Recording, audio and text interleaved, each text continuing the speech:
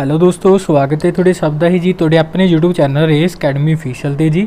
ਸੋ ਦੋਸਤੋ, ਅੱਜ ਦੀ ਇਸ ਕਲਾਸ ਵਿੱਚ ਆਪਾਂ ਗੱਲਬਾਤ ਕਰਨ ਵਾਲੇ ਹਾਂ ਜੀ 28, 29 ਅਤੇ 30 ਮਾਰਚ ਤੱਕ ਦੀਆਂ ਕਰੰਟ ਅਫੇਅਰ ਨਿਊਜ਼ ਬਾਰੇ। ਬਿਲਕੁਲ ਪੰਜਾਬੀ ਦੇ ਵਿੱਚ ਇਸ ਕਲਾਸ ਵਿੱਚ ਆਪਾਂ ਸਾਰੀ ਡਿਸਕਸ਼ਨ ਕਰਾਂਗੇ ਔਰ ਜਿਹੜੀ ਕਿ ਤੁਹਾਡੇ ਆਉਣ ਵਾਲੇ ਪੰਜਾਬ ਦੇ ਹਰ ਇੱਕ ਪੇਪਰ ਲਈ ਬੜੀ ਇੰਪੋਰਟੈਂਟ ਰਹਿਣ ਵਾਲੀ ਹੈ ਜੀ। ਸਾਰੀ ਕਲਾਸ ਨੂੰ ਜ਼ਰੂਰ ਧਿਆਨ ਨਾਲ ਦੇਖਣਾ, ਕਿਉਂਕਿ ਦੇਖੋ ਕਰੰਟ ਅਫੇਅਰ ਤੋਂ ਇਲਾਵਾ ਇਸ ਕਲਾਸ ਵਿੱਚ ਆਪਾਂ ਜਿੰਨੇ ਵੀ ਆਪਣੇ ਸਟੈਟਿਕ ਫੈਕਟ ਬਣਦੇ ਨੇ ਕੋਸ਼ਿਸ਼ ਕਰਦੇ ਆਪਾਂ ਨਾਲ ਉਹਨਾਂ ਬਾਰੇ ਵੀ ਗੱਲਬਾਤ ਕਰੀਏ। ਸੋ ਕਹਿਣ ਦਾ ਭਾਵ ਕਲਾਸ ਇੰਪੋਰਟੈਂਟ ਹੁੰਦੀ ਹੈ ਜੀ, ਸਾਰੀ ਜ਼ਰੂਰ ਦੇਖਣਾ। ਬਾਕੀ ਇਸ ਤੋਂ ਇਲਾਵਾ ਦੇਖੋ, ਤੁਸੀਂ ਸੋਚ ਰਹੇ ਹੋਵੋਗੇ ਵੀ 26 ਅਤੇ 27 ਮਾਰਚ ਵਾਲੀ ਕਰੰਟ ਅਫੇਅਰ ਨਿਊਜ਼ ਕਿੱਧਰ ਗਈਆਂ। ਦੇਖੋ ਵੀਡੀਓ ਅਪਲੋਡ ਤਾਂ ਕਰ ਦਿੱਤੀ ਗਈ ਸੀ, ਪਰ ਕੋਈ ਟੈਕਨੀਕਲ ਇਸ਼ੂ ਕਰਕੇ YouTube ਤੋਂ ਹਾਈਡ ਹੋ ਗਈ। ਉਹ ਕੋਸ਼ਿਸ਼ ਕਰਾਂਗੇ ਦੁਬਾਰੇ ਅਪਲੋਡ ਕਰ ਦਾਂਗੇ, ਠੀਕ ਹੈ ਨਾ, ਤਾਂ ਉਹ ਵੀ ਤੁਹਾਨੂੰ ਮਿਲ ਜਾਏਗੀ, ਉਹਦੇ ਬਾਰੇ ਚਿੰਤਾ ਨਾ ਕਰੋ। ਸੋ ਅੱਜ ਦੀ ਕਲਾਸ ਵਿੱਚ ਆਪਾਂ ਦੇਖ ਰਹੇ ਹਾਂ 28 ਤੋਂ 30 ਮਾਰਚ ਤੱਕ ਦੀਆਂ ਜਿੰਨੀਆਂ ਵੀ ਇੰਪੋਰਟੈਂਟ ਕਰੰਟ ਅਫੇਅਰ ਨਿਊਜ਼ ਨੇ, ਤਾਂ ਉਹਨਾਂ ਬਾਰੇ ਆਪਾਂ ਗੱਲਬਾਤ ਕਰਦੇ ਹਾਂ। ਸਭ ਤੋਂ ਪਹਿਲਾ ਕੁਐਸਚਨ ਅੱਜ ਦੀ ਕਲਾਸ ਦਾ ਆਪਣਾ, ਵਿਚ ਸਟੇਟ ਗਵਰਨਮੈਂਟ ਹੈਜ਼ ਲੌਂਚਡ ਮੁੱਖ ਮੰਤਰੀ ਦੇਵ ਦਰਸ਼ਨਾ ਯੋਜਨਾ। ਦੇਖੋ ਜੀ, ਕਹਿੰਦੇ ਕਿਹੜੇ ਰਾਜ ਸਰਕਾਰ ਨੇ ਮੁੱਖ ਮੰਤਰੀ ਦੇਵ ਦਰਸ਼ਨ ਯੋਜਨਾ ਸ਼ੁਰੂ ਕੀਤੀ ਹੈਗੀ।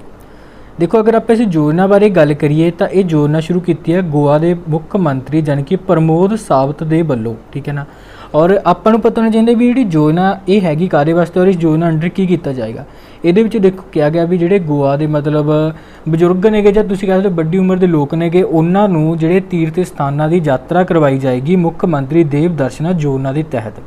ਆਪਣੇ ਲਈ ਇੰਪੋਰਟੈਂਟ ਇਹ ਯੋਜਨਾ ਕਿਹੜੀ ਸਟੇਟ ਦੀ ਹੈਗੀ, ਇਹ ਯਾਦ ਰੱਖ ਸਕਦੇ ਹੋ। ਗੋਆ ਸਟੇਟ ਨੇ ਇਸ ਯੋਜਨਾ ਦੀ ਹੁਣ ਸ਼ੁਰੂਆਤ ਕੀਤੀ ਹੈਗੀ, ਠੀਕ ਹੈ ਨਾ, ਤਾਂ ਇਹਦੇ ਬਾਰੇ ਤੁਹਾਨੂੰ ਯਾਦ ਰੱਖਣਾ। ਬਾਕੀ ਦੇਖੋ ਗੋਆ ਸਟੇਟ ਬਾਰੇ ਵੀ ਦੇਖ ਲੈਂਦੇ ਹਾਂ। ਇੰਪੋਰਟੈਂਟ ਸਟੇਟ ਹੈਗਾ। ਏਰੀਆ ਪੱਖੋਂ ਗੱਲ ਕਰੀਏ ਤਾਂ ਆਪਣੇ ਭਾਰਤ ਦਾ ਸਭ ਤੋਂ ਛੋਟਾ ਰਾਜ ਹੈਗਾ ਇਹ ਗੋਆ, ਯਾਦ ਰੱਖਣਾ। ਬਾਕੀ ਗੋਆ ਬਾਰੇ ਦੇਖੀਏ ਤਾਂ ਕੈਪੀਟਲ ਯਾਦ ਰੱਖਣਾ ਜੀ ਪਣਜੀ ਆ। ਵੈਸੇ ਪਣਜੀ ਸ਼ਹਿਰ ਬਾਰੇ ਵੀ ਇੱਕ ਫੈਕਟ ਯਾਦ ਰੱਖ ਸਕਦੇ ਹੋ, ਇੱਕ ਰਿਵਰ ਹੈਗੀ ਮਾਂਡੋਵੀ, ਉਸ ਨਦੀ ਦੇ ਕਿਨਾਰੇ ਵਸਿਆ ਹੋਇਆ ਹੈਗਾ ਇਹ ਸ਼ਹਿਰ। CM ਤੁਹਾਨੂੰ ਹੁਣੀ ਦੱਸਿਆ ਪ੍ਰਮੋਦ ਸਾਵੰਤ ਨੇ। ਗਵਰਨਰ ਬਾਰੇ ਗੱਲ ਕਰੀਏ ਤਾਂ ਭਗਤ ਸਿੰਘ ਕੋਸ਼ਿਆਰੀ ਸਾਹਿਬ ਨੇ। ਵੈਸੇ ਭਗਤ ਸਿੰਘ ਕੋਸ਼ਿਆਰੀ ਵੀ ਐਟ ਪ੍ਰੈਂਟ ਮਹਾਰਾਸ਼ਟਰ ਸਟੇਟ ਦੇ ਗਵਰਨਰ ਨੇ, ਔਰ ਇਹਨਾਂ ਕੋਲ ਐਡੀਸ਼ਨਲ ਤੌਰ 'ਤੇ ਚਾਰਜ ਹੈਗਾ ਗੋਆ ਸਟੇਟ ਦਾ, ਠੀਕ ਹੈ ਨਾ, ਯਾਦ ਰੱਖਣਾ। ਔਰ ਗੋਆ ਦੇ ਵਿੱਚ ਨਵੇਂ ਚੀਫ ਜਸਟਿਸ ਬਣੇ ਸੀ ਜੀ ਹੁਣ ਦੀਪਾਂਕਰ ਦੱਤ ਸਾਹਿਬ, ਇਹਨਾਂ ਬਾਰੇ ਯਾਦ ਰੱਖਣਾ। ਬਾਕੀ ਦੇਖੋ ਗੋਆ ਬਾਰੇ ਕੁਝ ਹੋਰ ਵੀ ਇੰਪੋਰਟੈਂਟ ਫੈਕਟ ਦੇਖੀਏ ਤਾਂ GI ਟੈਗ ਦੇ ਪੱਖੋਂ ਬੜਾ ਇੰਪੋਰਟੈਂਟ ਹੈ, ਕਿਉਂਕਿ ਕਈ ਪ੍ਰੋਡਕਟ ਨੂੰ ਹੁਣ GI ਟੈਗ ਮਿਲਿਆ ਗੋਆ ਦੇ ਨੂੰ ਰੀਸੈਂਟਲੀ। ਕਿਹੜੇ ਕਿਹੜੇ ਪ੍ਰੋਡਕਟ ਨੇ ਭਲਾ? ਹਰਮਲ ਮਿਰਚ ਆ ਗੋਆ ਦੀ, ਖੋਲਾ ਚਿੱਲੀ ਆ, ਖੋਲਾ ਚਿੱਲੀ ਵੀ ਮਿਰਚ ਆ ਇੱਕ ਗੋਆ ਦੀ। ਔਰ ਇੱਥੇ ਇੱਕ ਬਨਾਨਾ ਦੀ ਕਿਸਮ ਹੈਗੀ ਮੋਏਰਾ ਬਨਾਨਾ, ਉਸ ਦਾ ਨਾਮ ਮੋਏਰਾ ਬਨਾਨਾ, ਯਾਦ ਰੱਖਣਾ, ਗੋਆ ਦਾ ਹੈਗਾ, ਜਿਸ ਨੂੰ ਰੀਸੈਂਟਲੀ GI ਟੈਗ ਦਿੱਤਾ ਗਿਆ ਹੈਗਾ। ਬਾਕੀ ਇੱਥੇ ਇੱਕ ਹੋਰ ਮਠਿਆਈ ਹੈ ਇਹਨਾਂ ਦੀ, ਔਰ ਜਿਹਦਾ ਨਾਂ ਹੈਗਾ ਖਾਜੇ, ਖਾਜੇ ਨਾਂ ਦੀ ਮਠਿਆਈ ਨੂੰ ਵੀ GI ਟੈਗ ਮਿਲਿਆ। ਇਹ ਗੋਆ ਦੀ ਮਠਿਆਈ ਆ, ਤੇਰੇ ਬਾਰੇ ਯਾਦ ਰੱਖਣਾ। ਵੈਸੇ GI ਟੈਗ ਨਾਲ ਰਿਲੇਟਡ ਇੱਕ ਫੈਕਟ ਨੂੰ ਹੋਰ ਦੱਸ ਦਿੰਦਾ ਮੈਂ। ਭਾਰਤ ਦਾ ਸਭ ਤੋਂ ਪਹਿਲਾ GI ਟੈਗ ਸਟੋਰ ਜਿਹੜਾ ਹੁਣ ਖੁੱਲ੍ਹਿਆ ਹੈਗਾ ਗੋਆ ਦੇ ਵਿੱਚ ਖੋਲ੍ਹਿਆ ਗਿਆ ਹੈਗਾ। ਭਾਰਤ ਦਾ ਪਹਿਲਾ ਸਟੋਰ ਹੈ ਇਹ GI, ਠੀਕ ਹੈ ਨਾ, ਤਾਂ ਇਹਦੇ ਬਾਰੇ ਯਾਦ ਰੱਖਣਾ। ਬਾਕੀ ਗੋਆ ਬਾਰੇ ਦੇਖੀਏ ਤਾਂ ਗੋਆ ਨਾਲ ਰਿਲੇਟਡ ਇੱਕ ਪਰਸਨ ਨੇ, ਨਾਮ ਬੜਾ ਇੰਪੋਰਟੈਂਟ ਹੈਗਾ, ਕਿਉਂਕਿ ਜਿਹੜੇ ਪਰਸਨ ਨੇ ਆਪਣੇ ਹੁਣ 67th ਨੰਬਰ ਦੇ ਚੈਸ ਗ੍ਰੈਂਡ ਮਾਸਟਰ ਬਣੇ ਸੀਗੇ, ਔਰ ਇਹਨਾਂ ਦਾ ਨਾਮ ਕੀ ਆ? ਲਿਓਨ ਮੈਂਡੋਂਗਾ, ਇਹਨਾਂ ਦਾ ਨਾਮ ਯਾਦ ਜ਼ਰੂਰ ਰੱਖਣਾ, ਠੀਕ ਹੈ ਜੀ। ਤਾਂ ਇੰਨੇ ਫੈਕਟ ਤੁਸੀਂ ਗੋਆ ਨਾਲ ਰਿਲੇਟਡ ਯਾਦ ਰੱਖਣੇ ਬਹੁਤ ਨੇਗੇ। ਸੋ ਗੱਲ ਕਰਦੇ ਹਾਂ ਜੀ ਨੈਕਸਟ ਕੁਐਸਚਨ ਬਾਰੇ। Who has become the state election commissioner of Andhra Pradesh. Andhra Pradesh ਰਾਜ ਦੇ ਨਵੇਂ ਚੋਣ ਕਮਿਸ਼ਨਰ ਵਜੋਂ ਕਿਹਨਾਂ ਨੂੰ ਚੁਣਿਆ ਗਿਆ ਹੈਗਾ? ਤੇ ਇਹਨਾਂ ਨਾਮ ਯਾਦ ਰੱਖਣਾ, ਇੰਪੋਰਟੈਂਟ ਨਾਮ ਹੈ ਜੀ ਨੀਲਮ ਸਾਹਨੀ ਹੈ ਨਾ ਨਾਮ, ਠੀਕ ਹੈ ਨਾ। ਸੋ ਆਪਸ਼ਨ ਨੰਬਰ B ਆਪਣਾ ਰਾਈਟ ਆਂਸਰ ਹੋ ਜਾਏਗਾ। ਦੇਖੋ ਨੀਲਮ ਸਾਹਨੀ ਹੁਣ ਤੱਕ ਅਗਰ ਆਪਾਂ ਦੇਖੀਏ ਤਾਂ ਆਂਧਰਾ ਪ੍ਰਦੇਸ਼ ਦੀ ਚੀਫ ਸੈਕਟਰੀ ਸੀ, ਠੀਕ ਹੈ ਨਾ। ਔਰ ਹੁਣ ਇਹਨਾਂ ਨੂੰ ਚੀਫ ਸੈਕਟਰੀ ਤੋਂ ਆਂਧਰਾ ਪ੍ਰਦੇਸ਼ ਦੇ ਸਟੇਟ ਇਲੈਕਸ਼ਨ ਕਮਿਸ਼ਨਰ ਦੇ ਵਜੋਂ ਚੁਣ ਲਿਆ ਗਿਆ, ਠੀਕ ਹੈ ਨਾ। ਤਾਂ ਸਿੱਧਾ ਬਸ ਆਪਾਂ ਨੇ ਤਾਂ ਹੁਣ ਇਹੀ ਯਾਦ ਰੱਖਣਾ ਵੀ ਆਂਧਰਾ ਪ੍ਰਦੇਸ਼ ਦੇ ਨਵੇਂ ਚੀਫ ਇਲੈਕਸ਼ਨ ਕਮਿਸ਼ਨਰ ਕੌਣ ਬਣੇ ਨੇਗੇ, ਤਾਂ ਨੀਲਮ ਸਾਹਨੀ ਬਣੇ ਹੈਗੇ। ਵੈਸੇ ਤੁਹਾਨੂੰ ਮੈਂ ਦੱਸਿਆ ਵੀ ਨੀਲਮ ਸਾਹਨੀ ਆਂਧਰਾ ਪ੍ਰਦੇਸ਼ ਦੀ ਚੀਫ ਸੈਕਟਰੀ ਵੀ ਰਹੀ ਹੈ, ਔਰ ਇਹਦੇ ਬਾਰੇ ਯਾਦ ਤੁਸੀਂ ਰੱਖ ਸਕਦੇ ਹੋ ਵੀ ਆਂਧਰਾ ਪ੍ਰਦੇਸ਼ ਦੀ ਪਹਿਲੀ ਮਹਿਲਾ ਚੀਫ ਸੈਕਟਰੀ ਕੌਣ ਬਣੀ ਹੈ, ਤਾਂ ਉਹ ਨੀਲਮ ਸਾਹਨੀ ਹੀ ਹੈਗੀ ਸੀਗੀ। ਔਰ ਇਸ ਦੇ ਨਾਲ ਹੀ ਤੁਸੀਂ ਯਾਦ ਰੱਖ ਸਕਦੇ ਹੋ ਪੰਜਾਬ ਦੀ ਪਹਿਲੀ ਮਹਿਲਾ ਚੀਫ ਸੈਕਟਰੀ ਬਣੀ ਹੈ ਬਿਨੀ ਮਹਾਜਨ, ਠੀਕ ਹੈ ਨਾ, ਤਾਂ ਇਹ ਵੀ ਨਾਲ ਯਾਦ ਰੱਖ ਸਕਦੇ ਹੋਗੇ। ਬਾਕੀ ਇਸ ਤੋਂ ਇਲਾਵਾ ਉਧਰ ਆਪਸ਼ਨਾਂ ਬਾਰੇ ਗੱਲ ਕਰੀਏ, ਦੇਖੋ ਪ੍ਰੋਫੈਸਰ ਸ਼ਰਦ ਪੇਰੇ ਬਾਰੇ ਦੇਖੀਏ ਤਾਂ ਇਹਨਾਂ ਬਾਰੇ ਯਾਦ ਰੱਖਣਾ। ਹੁਣ ਇਹਨਾਂ ਨੂੰ ਸਾਲ 2020 ਦਾ ਬਿਆਸ ਸਨਮਾਨ ਮਿਲਿਆ ਗਾ ਰੀਸੈਂਟਲੀ, ਠੀਕ ਹੈ ਨਾ, ਔਰ ਇਹਨਾਂ ਦਾ ਨਾਮ ਯਾਦ ਰੱਖਣਾ।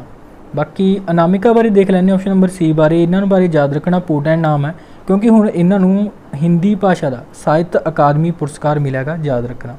ਔਰ ਰਿਤਿਕਾ ਚੋਪੜਾ ਬਾਰੇ ਦੇਖੀਏ ਤਾਂ ਇਹਨਾਂ ਦੀ ਵਧੀਆ ਪੱਤਰਕਾਰੀ ਕਰਕੇ ਇਹਨਾਂ ਨੂੰ international press institute India award ਦੇ ਨਾਲ ਸਨਮਾਨਿਤ ਹੁਣ ਕੀਤਾ ਗਿਆ ਸੀ। ਨਾਲ ਇਹਨਾਂ ਦੇ ਨਾਮ ਵੀ ਜ਼ਰੂਰ ਯਾਦ ਰੱਖਣੇ। ਵੈਸੇ ਅੱਜ ਵਾਲੀ ਕਲਾਸ ਦੇ ਵਿੱਚ ਥੋੜ੍ਹੇ ਨਾਮ ਬੜੇ ਯਾਦ ਰੱਖਣੇ ਪੈਣਗੇ ਤੁਹਾਨੂੰ, ਕਿਉਂਕਿ ਅੱਜ ਵਾਲੀ ਕਲਾਸ ਵਿੱਚ ਬਹੁਤ ਸਾਰੇ ਨਾਮ ਅੱਗੇ ਵੀ ਆਪਾਂ ਆਉਣ ਵਾਲੇ ਕੁਐਸਚਨਾਂ 'ਚ ਗੱਲਬਾਤ ਕਰਾਂਗੇ, ਤਾਂ ਉਹਨਾਂ ਬਾਰੇ ਜ਼ਰੂਰ ਤੁਸੀਂ ਯਾਦ ਰੱਖਣਾ, ਠੀਕ ਹੈ ਨਾ। ਤਾਂ ਇੰਪੋਰਟੈਂਟ ਕਲਾਸ ਅੱਜ ਵਾਲੀ, ਔਰ ਇਸ ਨੂੰ ਲਾਈਕ ਐਂਡ ਸ਼ੇਅਰ ਜ਼ਰੂਰ ਕਰ ਦੇਣਾ। ਸੋ ਗੱਲ ਕਰਦੇ ਹਾਂ ਜੀ ਨੈਕਸਟ ਕੁਐਸਚਨ ਬਾਰੇ। ਇਨ ਵਿੱਚ city of Uttar Pradesh bill the residential hockey centre of excellence ਵੀ ਐਸਟੈਬਲਿਸ਼ਡ। ਉੱਤਰ ਪ੍ਰਦੇਸ਼ ਦੇ ਕਹਿੰਦੇ ਜੀ ਕਿਹੜੇ ਸ਼ਹਿਰ ਦੇ ਵਿੱਚ ਰਿਹਾਇਸ਼ੀ ਹਾਕੀ ਸੈਂਟਰ ਆਫ ਐਕਸੀਲੈਂਸ ਦੀ ਸਥਾਪਨਾ ਕੀਤੀ ਜਾਏਗੀ। ਦੇਖੋ ਉੱਤਰ ਪ੍ਰਦੇਸ਼ ਦਾ ਪਹਿਲਾ ਰੈਜ਼ੀਡੈਂਟਲ ਹਾਕੀ ਸੈਂਟਰ ਆਫ ਐਕਸੀਲੈਂਸ ਹੈਗਾ ਗਾ। ਔਰ ਅਗਰ ਆਪਾਂ ਗੱਲ ਕਰੀਏ ਉੱਤਰ ਪ੍ਰਦੇਸ਼ ਦੀ ਕੈਪੀਟਲ ਯਾਨੀ ਕਿ ਲਖਨਊ ਦੇ ਵਿੱਚ ਇਸ ਨੂੰ ਹੁਣ ਸਥਾਪਿਤ ਕੀਤਾ ਜਾਏਗਾ, ਤਾਂ ਇਹਦੇ ਬਾਰੇ ਸੁਣਿਓ ਜ਼ਰੂਰ ਯਾਦ ਰੱਖਣਾ ਲਖਨਊ ਬਾਰੇ, ਠੀਕ ਹੈ ਨਾ। ਤਾਂ ਇਹੀ ਇੰਪੋਰਟੈਂਟ ਆਪਣੇ ਲਈ। ਬਾਕੀ ਕੁਐਸਚਨ ਵਿੱਚ ਗੱਲ ਦੇਖੋ ਹਾਕੀ ਦੀ ਆਈ ਹੈ, ਤਾਂ ਹਾਕੀ ਨਾਲ ਇੱਕ ਦੋ ਫੈਕਟ ਤੁਹਾਨੂੰ ਮੈਂ ਦੱਸ ਦਿੰਦਾ। ਹੁਣ ਸਾਲ 2023 ਦੇ ਜਿਹੜੇ ਮੈਨਸ ਹਾਕੀ ਵਰਲਡ ਕੱਪ ਹੋਣੇ ਨੇ ਭਾਰਤ ਵਿੱਚ ਹੀ ਹੋਣਗੇ, ਔਰ ਭਾਰਤ ਦੇ ਉੜੀਸਾ ਸਟੇਟ ਵਿੱਚ ਹੋਣਗੇ। ਇਹ ਤੁਸੀਂ ਹਾਕੀ ਨਾਲ ਫੈਕਟ ਯਾਦ ਰੱਖਣਾ।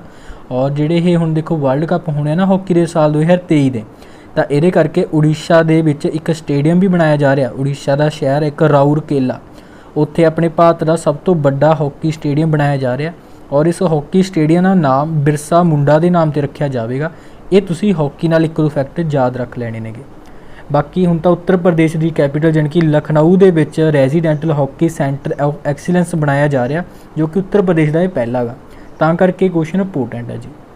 ਬਾਕੀ ਦੇਖੋ ਗੱਲ ਆਪਾਂ ਉੱਤਰ ਪ੍ਰਦੇਸ਼ ਦੀ ਕਰ ਲੈਂਦੇ ਹਾਂ। ਕੈਪੀਟਲ ਤਾਂ ਦੇਖੋ ਲਖਨਊ ਹੈ ਇੱਥੇ। ਸੀਐਮ ਦੀ ਗੱਲ ਕਰੀਏ ਤਾਂ ਯੋਗੀ ਆਦਿੱਤਿਆਨਾਥ ਹੈ ਜੀ। ਔਰ ਗਵਰਨਰ ਦੀ ਮੈਂ ਗੱਲ ਕਰਾਂ ਤਾਂ ਆਨੰਦੀਬੇਨ ਪਟੇਲ ਇੱਥੇ ਐਟ ਪ੍ਰੈਜ਼ੈਂਟ ਗਵਰਨਰ ਹੈ। ਵੈਸੇ ਆਨੰਦੀਬੇਨ ਪਟੇਲ ਕੋਲੇ ਮੱਧ ਪ੍ਰਦੇਸ਼ ਦੇ ਵੀ ਗਵਰਨਰ ਦਾ ਐਡੀਸ਼ਨਲ ਤੌਰ 'ਤੇ ਚਾਰਜਸ ਹੈਗੇ ਨੇਗੇ। ਬਾਕੀ ਦੇਖੋ ਉੱਤਰ ਪ੍ਰਦੇਸ਼ ਬਾਰੇ ਕੁਝ ਕਰੰਟ ਅਫੇਅਰ ਨਿਊਜ਼ ਬਾਰੇ ਦੇਖੀਏ ਤਾਂ ਆਪਣੇ ਰੀਸੈਂਟਲੀ ਪੜ੍ਹਿਆ ਸੀ ਇੱਕ ਕੁਸ਼ੀਨਗਰ 에ਅਰਪੋਰਟ ਹੈ ਉੱਤਰ ਪ੍ਰਦੇਸ਼ ਦਾ, ਹੁਣ ਇਸ ਨੂੰ ਇੰਟਰਨੈਸ਼ਨਲ 에ਅਰਪੋਰਟ ਦਾ ਦਰਜਾ ਦੇ ਦਿੱਤਾ ਗਿਆ ਗਾ। ਬਾਕੀ ਅਗਰ ਆਪਾਂ ਗੱਲ ਕਰੀਏ ਹੁਣ ਜਿਹੜਾ ਪੇਪਰਲੈਸ ਬਜਟ ਪੇਸ਼ ਕੀਤਾ ਜਾ ਰਿਹਾ ਗਾ, ਸਭ ਤੋਂ ਪਹਿਲਾ ਸਟੇਟ ਉੱਤਰ ਪ੍ਰਦੇਸ਼ ਬਣਿਆ ਜਿਸ ਨੇ ਪੇਪਰਲੈਸ ਬਜਟ ਹੁਣ ਪੇਸ਼ ਕੀਤਾ ਗਾ। ਬਾਕੀ ਇਸ ਤੋਂ ਇਲਾਵਾ ਗੱਲ ਕਰੀਏ ਉੱਤਰ ਪ੍ਰਦੇਸ਼ ਦੀਆਂ ਕੁਝ ਯੋਜਨਾਵਾਂ ਬਾਰੇ। BC ਸਖੀ ਨਾਂ ਦੀ ਯੋਜਨਾ ਦੀ ਸ਼ੁਰੂਆਤ ਕੀਤੀ ਸੀ। ਵਿਸ਼ਵਕਰਮਾ ਸ਼ਰਮ ਸਨਮਾਨ ਯੋਜਨਾ ਇੱਥੋਂ ਸ਼ੁਰੂ ਕੀਤੀ ਸੀ। ਮੁੱਖ ਮੰਤਰੀ ਮਾਟੀ ਕਲਾ ਰੋਜ਼ਗਾਰ ਯੋਜਨਾ ਇੱਥੋਂ ਦੀ ਆ। ਆਬਿਊਦਈ ਨਾਂ ਦੀ ਇੱਕ ਯੋਜਨਾ ਹੈਗੀ। ਬਾਕੀ ਇਸ ਤੋਂ ਇਲਾਵਾ ਇਸ ਵਾਰੀ ਦੇ ਗਣਤੰਤਰ ਦਿਵਸ 'ਤੇ ਸਭ ਤੋਂ ਵਧੀਆ ਝਾਂਕੀ ਦਾ ਜਿਹੜਾ ਅਵਾਰਡ ਸੀਗਾ ਉੱਤਰ ਪ੍ਰਦੇਸ਼ ਦੀ ਝਾਂਕੀ ਨੂੰ ਹੀ ਦਿੱਤਾ ਗਿਆ ਸੀਗਾ। ਰਾਮ ਮੰਦਿਰ ਦੀ ਝਾਂਕੀ ਸੀਗੀ, ਉਹ ਯਾਦ ਰੱਖ ਸਕਦੇ ਹੋ। ਤਾਂ ਇੰਨੇ ਕੁ ਫੈਕਟ ਤੁਸੀਂ ਉੱਤਰ ਪ੍ਰਦੇਸ਼ ਨਾਲ ਜ਼ਰੂਰ ਯਾਦ ਰੱਖਣੇ ਨੇਗੇ। ਸੋ ਗੱਲ ਕਰਦੇ ਹਾਂ ਜੀ ਨੈਕਸਟ ਕੁਐਸਚਨ ਬਾਰੇ। ਵਿਚ city was awarded the smart city award 2021 for the outstanding work during corona.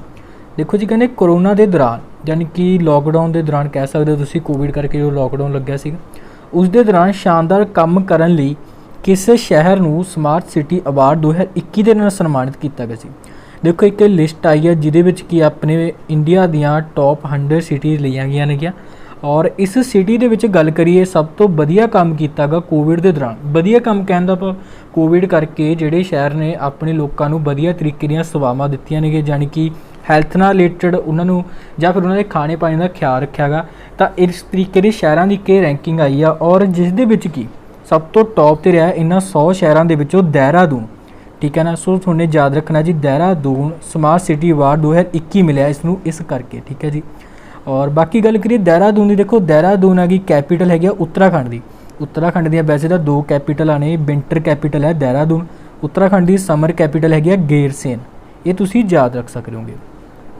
ਬਾਕੀ ਇਸ ਤੋਂ ਇਲਾਵਾ ਦੇਖੋ ਗੱਲ ਹੁਣ ਉੱਤਰਾਖੰਡ ਦੀ ਵੀ ਆ ਗਈ, ਤਾਂ ਉੱਤਰਾਖੰਡ ਬਾਰੇ ਵੀ ਦੇਖ ਲੈਂਦੇ ਇੱਕ ਦੋ ਫੈਕਟ ਇੰਪੋਰਟੈਂਟ ਨੇਗੇ।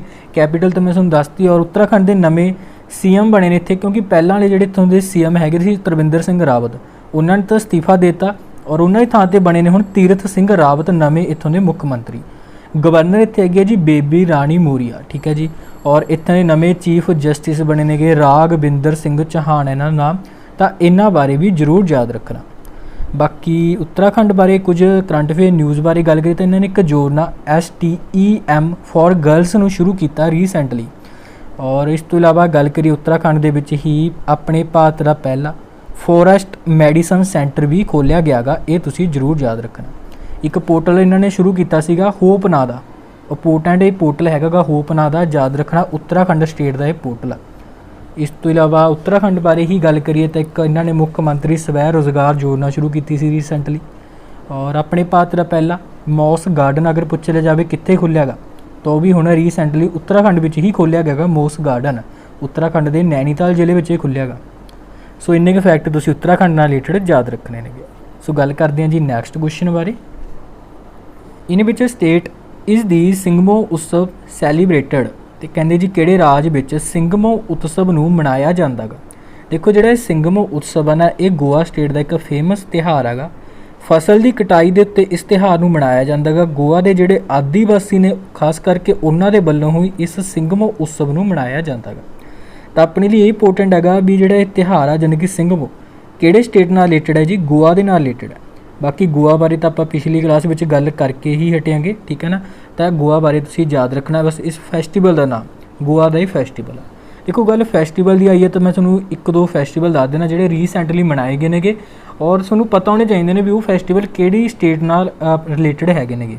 ਜਿਵੇਂ ਕਿ ਆਪਸ਼ਨ ਨੰਬਰ ਬੀ ਵਿੱਚ ਮੱਧ ਪ੍ਰਦੇਸ਼ ਪਿਆ, ਤਾਂ ਇੱਥੇ ਰੀਸੈਂਟਲੀ ਮਾਂਡੂ ਨਾਂ ਦਾ ਇੱਕ ਫੈਸਟੀਵਲ ਮਨਾਇਆ ਗਿਆ ਸੀ।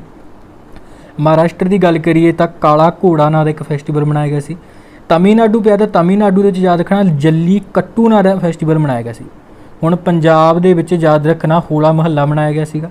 ਉੱਤਰ ਪ੍ਰਦੇਸ਼ ਵਿੱਚ ਯਾਦ ਰੱਖ ਸਕਦੇ ਹੋਗੇ ਆਪਣੇ ਜਿਹੜੇ ਬਨਾਨਾ ਹੁੰਦੇ ਨੇ ਉਹਨਾਂ ਵਾਸਤੇ ਇੱਕ ਸਪੈਸ਼ਲ ਫੈਸਟੀਵਲ ਮਨਾਇਆ ਗਿਆ ਸੀਗਾ। ਹੁਣ ਬਾਕੀ ਹਰਿਆਣੇ ਬਾਰੇ ਵੀ ਦੇਖੀਏ ਤਾਂ ਹਰਿਆਣੇ ਨੇ ਵੀ ਹੁਣ ਰੀਸੈਂਟਲੀ ਅੰਤਰਰਾਸ਼ਟਰੀ ਸਰਸਵਤੀ ਫੈਸਟੀਵਲ ਵੀ ਮਨਾਇਆ ਸੀਗਾ, ਠੀਕ ਹੈ ਨਾ।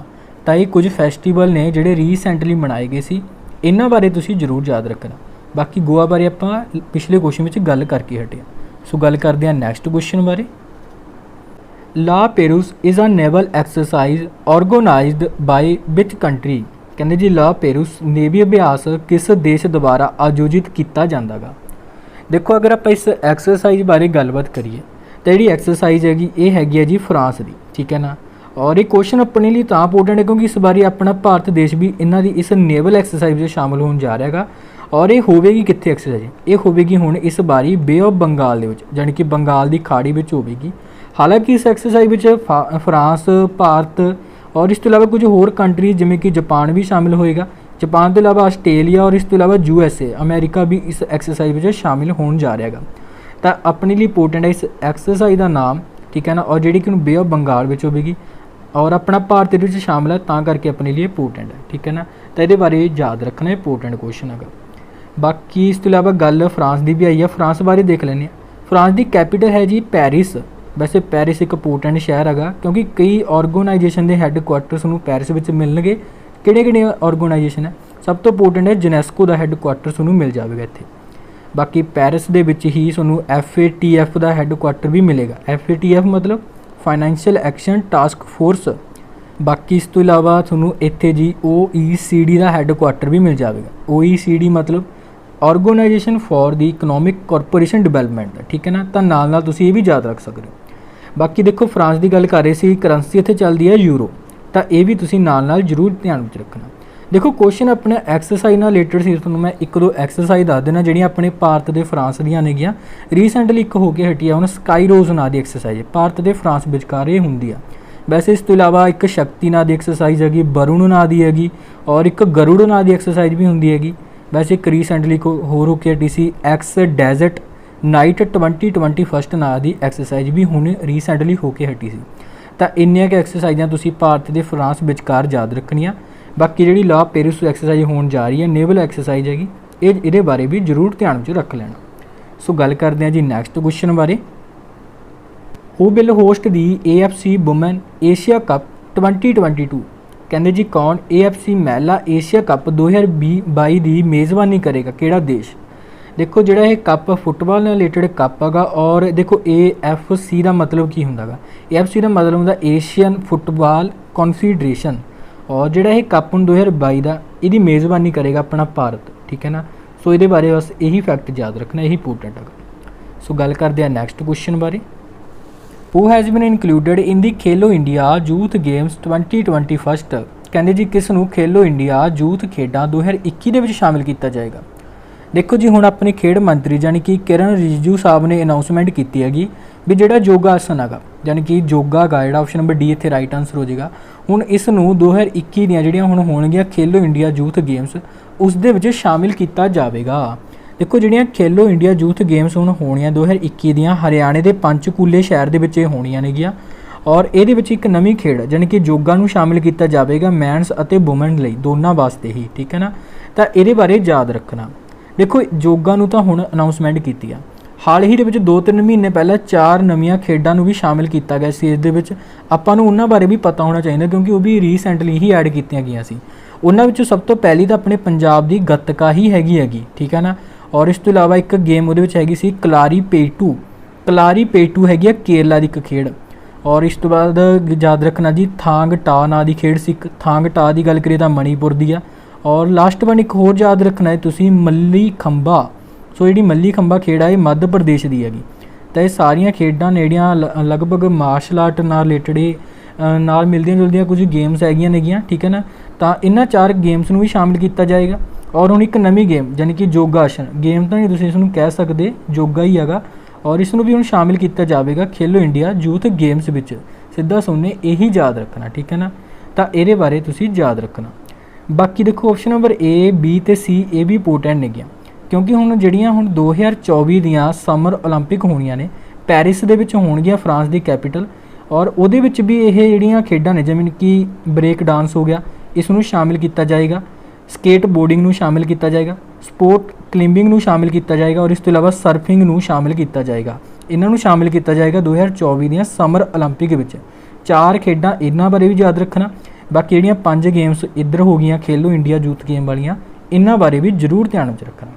ਤਾਂ ਇੰਨੇ ਫੈਕਟ ਇਹਦੇ ਨਾਲ ਰਿਲੇਟਡ ਯਾਦ ਰੱਖਣੇ, ਕੁਐਸਚਨ ਨਾਲ ਰਿਲੇਟਡ। ਆਈ ਹੋਪ ਤੁਹਾਨੂੰ ਚੰਗੇ ਤਰੀਕੇ ਨਾਲ ਸਮਝ ਆ ਗਏ ਹੋਣਗੇ। ਸੋ ਗੱਲ ਕਰਦੇ ਹਾਂ ਨੈਕਸਟ ਕੁਐਸਚਨ ਬਾਰੇ। Who has become the new CEO of UIDAI। ਕਹਿੰਦੇ ਜੀ ਕਿਸ ਨੂੰ UIDAI ਦੇ ਨਵੇਂ CEO ਵਜੋਂ ਚੁਣਿਆ ਗਿਆ ਗਾ। ਦੇਖੋ ਅਗਰ ਆਪਾਂ ਗੱਲ ਕਰੀਏ UIDAI ਬਾਰੇ ਤਾਂ ਇਹਦੇ ਨਵੇਂ CEO ਵਜੋਂ ਚੁਣਿਆ ਗਿਆ ਗਾ ਸੌਰਭ ਗਰਗ ਸਾਹਿਬ ਨੂੰ। ਸੋ option number D right answer ਹੋ ਜਾਏਗਾ। ਦੇਖੋ UIDAI ਇਹਦਾ ਮਤਲਬ ਕੀ ਹੁੰਦਾ? ਇਹਦਾ ਮਤਲਬ ਹੁੰਦਾ ਦੀ unique identification authority of India. ਔਰ ਇਹਦੇ ਨਵੇਂ CEO ਬਣਾਏ ਗਿਆ ਸੌਰਭ ਗਰਗ ਨੂੰ, ਠੀਕ ਹੈ ਨਾ। ਸੋ option number D right answer. ਬਾਕੀ ਸਸ਼ਮਿਤਾ ਲੈਂਕਾ ਬਾਰੇ ਦੇਖੀਏ ਤਾਂ ਇਹਨਾਂ ਨੂੰ ਹੁਣ recently Asia environmental enforcement award ਮਿਲਿਆ ਸੀਗਾ। ਔਰ ਗੁਸ਼ਲਿਆ ਸ਼ੰਕਰ ਬਾਰੇ ਦੇਖੀਏ ਤਾਂ ਇਹਨਾਂ ਨੂੰ ਇੰਟਰਨੈਸ਼ਨਲ ਵੂਮਨ ਆਫ ਕੋਰੇਜ 2021 ਅਵਾਰਡ ਮਿਲਿਆ ਸੀ। PK ਸਿਨਹਾ ਦਾ ਨਾਮ ਵੀ ਇੰਪੋਰਟੈਂਟ ਹੈ ਕਿਉਂਕਿ ਆਪਣੇ ਪ੍ਰਧਾਨ ਮੰਤਰੀ ਨਰਿੰਦਰ ਮੋਦੀ ਦੇ ਪ੍ਰਿੰਸੀਪਲ ਐਡਵਾਈਜ਼ਰ ਹੈਗੇ ਸੀ ਔਰ ਹੁਣ ਇਹਨਾਂ ਨੇ ਅਸਤੀਫਾ ਦੇ ਦਿੱਤਾ ਗਾ। ਤਾਂ PK ਸਿਨਹਾ ਦਾ ਨਾਮ ਤਾਂ ਕਰਕੇ ਇੰਪੋਰਟੈਂਟ ਹੈਗਾ। ਸੋ ਇਹਨਾਂ ਬਾਰੇ ਵੀ ਯਾਦ ਰੱਖਣਾ। ਸੋ ਨੈਕਸਟ ਕੁਐਸਚਨ ਨੂੰ ਦੇਖਦੇ ਹਾਂ ਨਾ। ਸੋ ਤੁਹਾਨੂੰ ਜਿਵੇਂ ਕਿ ਮੈਂ ਪਹਿਲਾਂ ਹੀ ਦੱਸਿਆ ਜੀ ਕਲਾਸ ਦੀ ਸ਼ੁਰੂਆਤ ਵਿੱਚ ਅੱਜ ਬੜੇ ਨਾਮ ਆਉਣ ਵਾਲੇ ਨੇਗੇ ਔਰ ਸਾਰੇ ਨਾਮ ਇੰਪੋਰਟੈਂਟ ਨੇਗੇ, ਤਾਂ ਇਹਨਾਂ ਬਾਰੇ ਜ਼ਰੂਰ ਧਿਆਨ ਵਿੱਚ ਰੱਖਣਾ। ਕੁਐਸਚਨ ਆਪਣਾ ਹੈਗਾ ਗਾ the tenure of principal scientific adviser has been extended to 1 year but is his name. ਦੇਖੋ ਜੀ ਆਪਣੇ ਭਾਰਤ ਦੇ ਪ੍ਰਮੁੱਖ ਵਿਗਿਆਨਿਕ ਸਲਾਹਕਾਰ ਦਾ ਕਾਰਜਕਾਲ 1 ਸਾਲ ਵਾਸਤੇ ਵਧਾ ਦਿੱਤਾ ਗਿਆ ਗਾ। ਆਪਾਂ ਨੇ ਇਹਨਾਂ ਦਾ ਨਾਮ ਦੱਸਣਾ ਗਾ। ਸੋ ਇਹਨਾਂ ਦਾ ਨਾਮ ਹੈਗਾ ਜੀ K ਵਿਜੇ ਰਾਘਵਨ, ਠੀਕ ਹੈ ਨਾ। ਸੋ option number A right answer ਹੈ ਜੀ। K ਵਿਜੇ ਰਾਘਵਨ ਦਾ ਨਾਮ ਯਾਦ ਰੱਖਣਾ। ਭਾਰਤ ਦੇ ਪ੍ਰਮੁੱਖ ਵਿਗਿਆਨਿਕ ਸਲਾਹਕਾਰ ਹੈ ਇਹ ਔਰ ਇਹਨਾਂ ਦਾ ਕਾਰਜਕਾਲ 1 ਸਾਲ ਵਾਸਤੇ ਵਧਾ ਦਿੱਤਾ ਗਿਆ ਯਾਨੀ ਕਿ ਹੁਣ ਅਪ੍ਰੈਲ 2022 ਤੱਕ ਕੀ ਇਹਨਾਂ ਦਾ ਕਾਰਜਕਾਲ ਵਧਾਇਆ ਗਾ। ਸੋ ਇਹਨਾਂ ਬਾਰੇ ਯਾਦ ਰੱਖਣਾ। ਬਾਕੀ ਚਿਤਰਾ ਨਾਇਕ ਬਾਰੇ ਯਾਦ ਰੱਖਣਾ। ਇਨਫੋਸਿਸ ਕੰਪਨੀ ਦੇ ਡਾਇਰੈਕਟਰ ਬਣੇ ਨੇਗੇ ਇਹ। NV ਰਮਨ ਦਾ ਨਾਮ ਮੋਸਟ ਇੰਪੋਰਟੈਂਟ ਹੈ। ਭਾਰਤ ਦੇ ਅਗਲੇ ਚੀਫ ਜਸਟਿਸ ਬਣੇ ਨੇਗੇ ਔਰ ਬਣੇ ਨੇਗੇ ਵੈਸੇ ਅਗਲੇ ਮਹੀਨੇ ਕੀ ਇਹਨਾਂ ਦੀ ਨਿਯੁਕਤੀ ਹੋ ਜਾਵੇਗੀ, ਠੀਕ ਹੈ ਨਾ। ਔਰ ਇਹ 48ਵੇਂ ਨੰਬਰ ਦੇ ਚੀਫ ਜਸਟਿਸ ਆਫ ਇੰਡੀਆ ਹੋਣਗੇ। ਅਗਲੇ ਮਹੀਨੇ 24 ਅਪ੍ਰੈਲ ਨੂੰ ਇਹਨਾਂ ਦੀ ਨਿਯੁਕਤੀ ਹੋਵੇਗੀ। ਔਰ MA ਗਣਪਤੀ ਦੀ ਬਾਰੇ ਦੇਖੀਏ ਤਾਂ MA ਗਣਪਤੀ ਆਪਣੇ ਨੈਸ਼ਨਲ ਸਿਕਿਉਰਿਟੀ ਗਾਰਡ ਦੇ ਡਾਇਰੈਕਟਰ ਜਨਰਲ ਦੇ ਵਜੋਂ ਇਹਨਾਂ ਨੂੰ ਚੁਣਿਆ ਗਿਆ। ਸੋ ਇਹਨਾਂ ਬਾਰੇ ਵੀ ਧਿਆਨ ਵਿੱਚ ਰੱਖਣਾ। ਸੋ ਗੱਲ ਕਰਦੇ ਹਾਂ ਨੈਕਸਟ ਕੁਐਸਚਨ ਬਾਰੇ। Who has been appointed as the chairman of Airport Authority of India. ਕਹਿੰਦੇ ਜੀ ਕਿਸ ਨੂੰ ਏਅਰਪੋਰਟ ਅਥਾਰਟੀ ਆਫ ਇੰਡੀਆ ਦਾ ਚੇਅਰਮੈਨ ਨਿਯੁਕਤ ਕੀਤਾ ਗਿਆ ਗਾ। ਦੇਖੋ ਜੀ ਹੁਣ ਏਅਰਪੋਰਟ ਅਥਾਰਟੀ ਆਫ ਇੰਡੀਆ ਦੇ ਜਿਹੜੇ ਨਵੇਂ ਚੇਅਰਮੈਨ ਬਣੇ ਨੇਗੇ ਸੰਜੀਵ ਕੁਮਾਰ ਹੈ ਇਹਨਾਂ ਦਾ ਨਾਮ। ਸੋ option number B right answer ਹੈ। ਹੁਣ ਆਪਣੇ ਮਿਨਿਸਟਰੀ ਆਫ ਸਿਵਲ ਐਵੀਏਸ਼ਨ ਤਹਿਤ ਇਹਨਾਂ ਨੂੰ ਨਿਯੁਕਤ ਕੀਤਾ ਗਿਆ ਗਾ। ਸੋ ਇਹਨਾਂ ਦਾ ਨਾਮ ਹੀ ਇੰਪੋਰਟੈਂਟ ਹੈ, ਇਹੀ ਧਿਆਨ ਵਿੱਚ ਰੱਖਣਾ। ਬਾਕੀ ਵਿਕਾਸ ਸਿੰਘ ਬਣੇ ਸੀਗੇ ਸੁਪਰੀਮ ਕੋਰਟ ਬਾਰ ਐਸੋਸੀਏਸ਼ਨ ਦੇ ਹੈੱਡ। ਔਰ ਇਸ ਤੋਂ ਇਲਾਵਾ ਗੱਲ ਕਰੀਏ GP ਸਮੰਤ ਬਾਰੇ ਆਪਣੇ chief statistic officer of India ਵਜੋਂ ਇਹਨਾਂ ਨੂੰ ਨਿਯੁਕਤ ਕੀਤਾ ਗਿਆ ਗਾ। JK ਸ਼ਿਵਨ ਦਾ ਨਾਮ ਤਾਂ ਇੰਪੋਰਟੈਂਟ ਹੈ ਕਿਉਂਕਿ ਇਹਨਾਂ ਨੂੰ ਧਨ ਲਕਸ਼ਮੀ ਬੈਂਕ ਦੇ ਨਵੇਂ MD ਅਤੇ CEO ਵਜੋਂ ਚੁਣਿਆ ਗਿਆ ਗਾ। ਤਾਂ ਇੰਨੇ ਨਾਮ ਧਿਆਨ ਵਿੱਚ ਰੱਖਣੇ ਨੇਗੇ। सो गल करते हैं नैक्सट क्वेश्चन बारे जी। विच यूटी वाज डिकलेयर्ड टीवी फ्री, कहते जी किहड़े केंद्र शासित प्रदेश नूं टीवी मुक्त होण घोषित किया गया गा। देखो अगर आप इन्हां बारे गल करिए तो इस यूटी का नाम हैगा लक्षद्वीप। सो लक्षद्वीप का नाम बड़ा इंपोर्टेंट है जी, ध्यान में जरूर रखना। और इस तो इलावा जम्मू कश्मीर यूटी का भी एक जिला हैगा बडगाम जिला, जम्मू कश्मीर का बडगाम जिला और लक्षद्वीप यूटी, इन्हां दोनों नूं हुण टीवी फ्री घोषित किया गया। सो इन्हां बारे याद रखना, बड़ा इंपोर्टेंट क्वेश्चन ये हैगा। बाकी देखो टीवी बारे गल करिए तो अपने भारत का भी एम आ, कहते भी साल 2025 तक पूरे तरीके नाल भारत विचों टीवी नूं खत्म किया जाएगा, ठीक है ना। तो ये बारे भी तुसीं याद रख सकते हो। बाकी वर्ल्ड टीवी डे भी रीसेंटली सैलीब्रेट किया गया सीगा 24 मार्च नूं, याद जरूर रखना है। बाकी गल लक्षद्वीप की आई आ, कैपीटल है कावारत्ती, एडमिनिस्ट्रेटर इत्थे अपने हैगे ने प्रफुल सिंह पटेल साहब। सो इन्हां बारे याद रखना। वैसे एरिया वाइज देखिए तो लक्षद्वीप सब तो छोटी यूटी हैगी, एरिया वाइज तुहानूं दस्सिया भी सब तो छोटी है, यानी कि 36वें नंबर पर आउंदी है। ये अपने 28 राज ने, 8 केंद्र शासित प्रदेश ने, सब तो घट इहदा एरिया गा लक्षद्वीप का केवल 32 किलोमीटर वर्ग स्केयर ही इहदा एरिया हैगा। ये फैक्ट तुसीं याद रख सकते होगे, इंपोर्टेंट है। सो इस तो बाद गल करते हैं जी तुहाडे लई प्रश्न हैगा, इहदा राइट आंसर सब ने जरूर लिखना गा, ठीक है, कमेंट बॉक्स में। बाकी क्लास किमें लगी तो ये बारे भी लिख देना, क्लास नूं लाइक एंड शेयर भी जरूर कर देना। तुहाडे लई प्रश्न है जी, कहते किहड़े राज के किसानों ने फ्रैश फ्रूट केक अंदोलन की शुरुआत की है, किहड़े स्टेट के किसानों ने की, उन्होंने बारे लिखना जी। और जिहड़े स्टेट ने की उस स्टेट बारे भी जरूर लिख देना डिटेल में, ठीक है जी। सो ओके जी, धन्यवाद, टेक केयर।